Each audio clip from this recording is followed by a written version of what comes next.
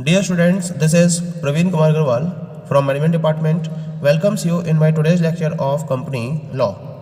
In today's lecture, we will discuss upon the topic prospectus. लेकिन इस topic को start करने से पहले हम टॉपिक स्टडी करेंगे पब्लिक ऑफर, क्योंकि प्रोस्पेक्टस को समझने से पहले हमें समझना होगा कि पब्लिक ऑफर क्या होता है, क्योंकि पब्लिक ऑफर के रेफरेंस में ही प्रोस्पेक्टस को इश्यू किया जाता है। तो इसी वजह से हमें पहले पब्लिक ऑफर को समझना पड़ेगा। पब्लिक ऑफर का मतलब होता है an offer of securities made to the public through a prospectus। यानी कि जब एक प्रोस्पेक्टस के मीडियम से आप पब्लिक के बीच में सिक्योरिटीज का ऑफर देते हो तो हम इसे पब्लिक ऑफर का नाम देते हैं। यानी कि आपने सिक्योरिटीज को इश्यू किया पब्लिक के बीच में और उन्हें इनवाइट करते हो पब्लिक को कि वो इन सिक्योरिटीज को परचेज करें, और इसके लिए आप एक प्रोस्पेक्टस को इश्यू करते हो जिसमें कंपनी के बारे में डिटेल्ड और उस इश्यू के बारे में डिटेल्ड इंफॉर्मेशन प्रोवाइडेड होती है। तो हम इस पर्टिकुलर सिक्योरिटीज के ऑफर को पब्लिक ऑफर का नाम देते हैं। अब ये दो तरीके का होता है जब हम पब्लिक ऑफर की बात करते हैं। The first category is the initial public offer, that is known as IPO, and second one is known as the further or follow up public offer, that is known as FPO। इसके साथ साथ इसकी एक category और होती है। Main तो ये दो टाइप्स होते हैं, लेकिन एक कैटेगरी और होती है जिसको और हम डिस्कस करेंगे आज के लेक्चर में, that is offer for sale of securities to the public by an existing share holder. यानी कि जब एग्जिस्टिंग शेयर होल्डर्स अपनी सिक्योरिटीज को पब्लिक के लिए सेल के लिए ऑफर करता है तो ये तीसरा काइंड बन जाता है। लेकिन मेनली दो काइंड्स होती हैं इसके अंदर। अगर मैं कंपनी के पॉइंट ऑफ व्यू से एग्जैक्टली बात करूं तो एक तो IPO और दूसरा होता है FPO। IPO का मतलब क्या होता है? जब कोई भी अनलिस्टेड कंपनी के शेयर्स या फ्रेश इश्यू ऑफ शेयर्स को फोकस करती है, यानी कि उसने पहली बार शेयर्स को इश्यू किया है और उसके बेसिस पर कंपनी अपने कैपिटल को अरेंज करने के लिए पब्लिक ऑफर को फॉलो करती है, तो हम इसे इनिशियल पब्लिक ऑफर का नाम देते हैं। पॉइंट क्लियर हो रहा है? तो when an unlisted company makes either a fresh issue of shares or company's promoter offer their holding of shares for sale or both for the first time to the public, it is called IPO। यानी कि पहली बार company, अभी वो unlisted है क्योंकि अभी तक उसकी सिक्योरिटीज मार्केट में अवेलेबल ही नहीं है, इसी वजह से वो अनलिस्टेड कंपनी है। तो अगर कोई भी अनलिस्टेड कंपनी क्या करती है, इस शेयर्स के फ्रेश इश्यू को फोकस करती है, या फिर जो कंपनी के प्रमोटर हैं वो अपनी कंपनी में शेयर्स की होल्डिंग को पब्लिक के सेल के लिए ऑफर करते हैं, वो भी पहली बार, तो हम इस पर्टिकुलर कॉन्सेप्ट को इनिशियल पब्लिक ऑफरिंग का नाम देते हैं। ठीक है। और दूसरा होता है further public offering. Further public offering का मतलब क्या होता है? अब जब अनलिस्टेड कंपनी थी उसने शेयर्स को इश्यू किया और पब्लिक ऑफर प्रेजेंट किया उसके लिए प्रोस्पेक्टस को इश्यू करते हुए, तो अब जब उसके शेयर्स इश्यू हो गए, उसको शेयर्स के थ्रू कैपिटल अरेंजमेंट हो गया, तो अब क्या होगा, वो अनलिस्टेड कंपनी क्या होगी, किसी ना किसी एक पर्टिकुलर स्टॉक एक्सचेंज में अपने आप को लिस्टेड करेगी या डिफरेंट स्टॉक एक्सचेंज में अपने आप को लिस्टेड करेगी, तो वो कंपनी बन जाएगी अब लिस्टेड कंपनी। तो अगर कोई भी लिस्टेड कंपनी के द्वारा पब्लिक के लिए फ्रेश इश्यू ऑफ शेयर्स को फोकस किया जाता है, या फिर जो कंपनी के प्रमोटर हैं वो पब्लिक के बीच में अपनी शेयर होल्डिंग को सेल के लिए ऑफर करते हैं, लेकिन ये लिस्टेड कंपनी के केस में होना चाहिए। ठीक है, तब हम इसको बोलेंगे further public offering. Point clear हो गया? तो पहला पॉइंट हो गया इसके अंदर IPO, यानी जब किसी भी अनलिस्टेड कंपनी के द्वारा फ्रेश इश्यू किया जाता है या फिर उसके प्रमोटर्स के द्वारा अपनी शेयर होल्डिंग को पब्लिक के लिए सेल के लिए ऑफर किया जाता है, तो वो गया IPO। और FPO में क्या होता है? FPO में जब कोई भी ऑलरेडी लिस्टेड कंपनी होती है वो शेयर्स के फ्रेश इश्यू को पब्लिक के लिए ऑफर करती है, या फिर कंपनी के जो प्रमोटर्स होते हैं उस लिस्टेड कंपनी के प्रमोटर्स वो अपनी शेयर होल्डिंग को पब्लिक के लिए सेल के लिए ऑफर करते हैं, तो हम इसे बोलते हैं FPO। ठीक है। तीसरा कैसे होता है इसके अंदर कि अगर कंपनी का कोई एग्जिस्टिंग शेयर होल्डर है और उसके पास लार्ज शेयर होल्डिंग है और वो क्या करता है, अपनी सिक्योरिटीज को सेल करता है, वो भी पब्लिक को ऑफर करते हुए, तो ये बन जाती है थर्ड कैटेगरी। ओके। लेकिन इसमें खास बात क्या है, कोई भी पर्टिकुलर सिक्योरिटी सेल के लिए अगर पब्लिक के लिए ऑफर की जाती है तो उस केस में कंपनी को एक प्रोस्पेक्टस इश्यू करना जरूरी होता है। अब पॉइंट ये आता है कि what is the concept of prospectus. Now come to the concept of prospectus. क्या होता है prospectus? A prospectus is any document which is described or issued as a prospectus by a body corporate for inviting offers from public for subscription or purchase of its securities। यानी कि जब कोई भी company अपनी securities को purchase करने के reference में या उसको सब्सक्राइब करने के रेफरेंस में पब्लिक के बीच में या पब्लिक के ऑफर को इनवाइट करती है, तो उसके रेफरेंस में एक पर्टिकुलर बॉडी कॉर्पोरेट के द्वारा जिसे प्रोस्पेक्टस के नाम से इश्यू किया जाता है, जिस डॉक्यूमेंट को प्रोस्पेक्टस के नाम से इश्यू किया जाता है, उसको हम प्रोस्पेक्टस का नाम देते हैं। तो इसका मतलब यह हुआ कि इस डेफिनेशन के अकॉर्डिंग जब कंपनी जब भी कंपनी अपनी सिक्योरिटीज को सेल के लिए ऑफर करती है टू द पब्लिक, तो उसे क्या करना पड़ेगा, उसे एक डॉक्यूमेंट इश्यू करना पड़ेगा और इस डॉक्यूमेंट को प्रोस्पेक्टस का नाम दिया जाता है। ठीक है, लीगल पॉइंट ऑफ व्यू से प्रोस्पेक्टस का मतलब होता है रेड हेरिंग प्रोस्पेक्टस या फिर सेल्फ प्रोस्पेक्टस या कोई भी नोटिस, सर्कुलर, एडवर्टाइजमेंट या कोई भी ऐसा डॉक्यूमेंट जो ये डिस्क्राइब करे या जो एक प्रोस्पेक्टस के पॉइंट ऑफ व्यू से इश्यू किया जाए।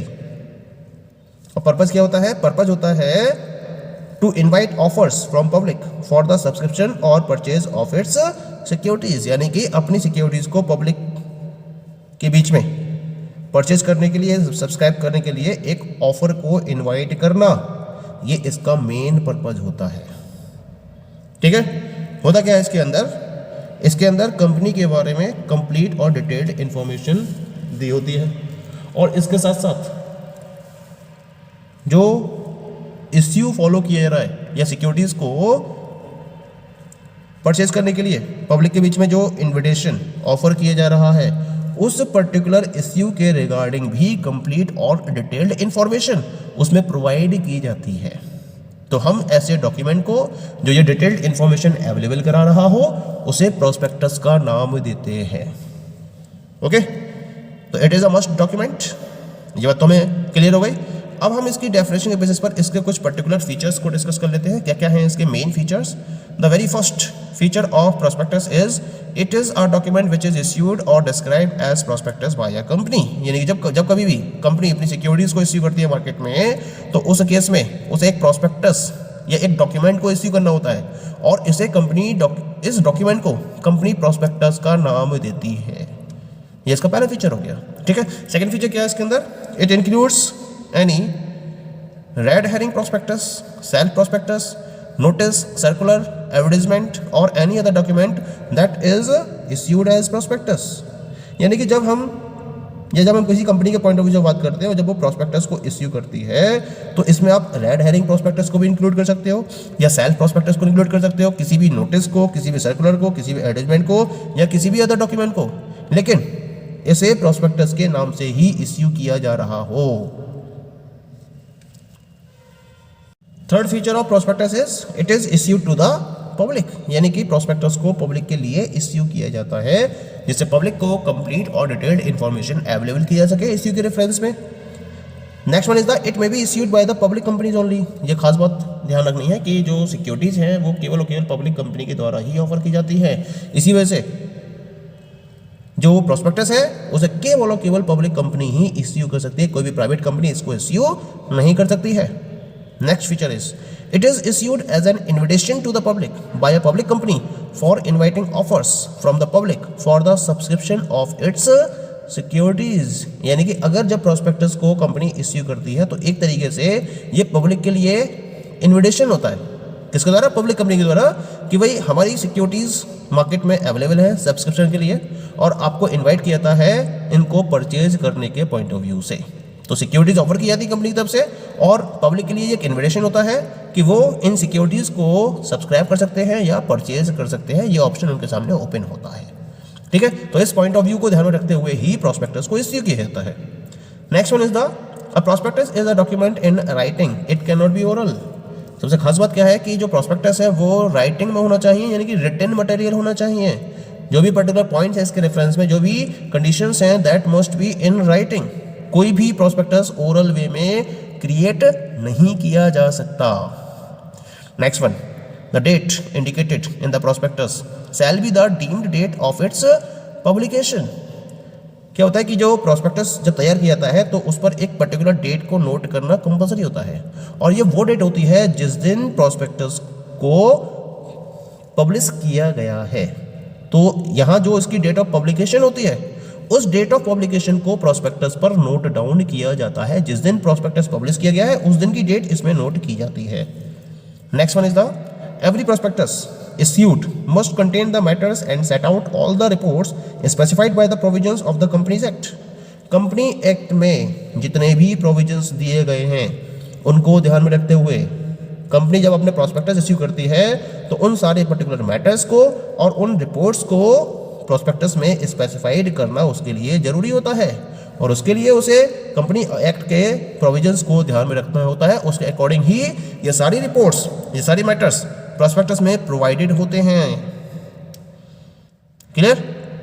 Next one is the a prospectus is signed by the directors or proposed directors and other persons of the company who authorize it to be issued।